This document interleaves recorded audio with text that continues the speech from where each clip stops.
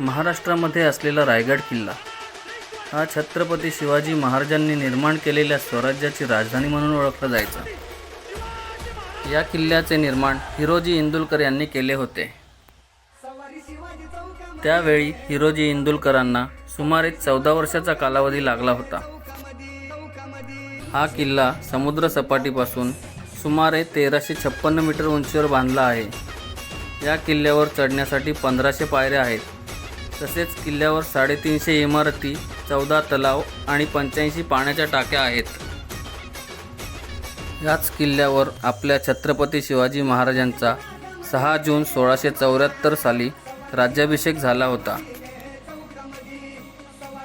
तसेच सगळ्यात मोठी गोष्ट म्हणजे याच किल्ल्यावर छत्रपती शिवाजी महाराज यांची समाधीसुद्धा आहे आणि राजमाता जिजाऊ माँसाहेब यांची समाधीसुद्धा याच किल्ल्यावर आहे।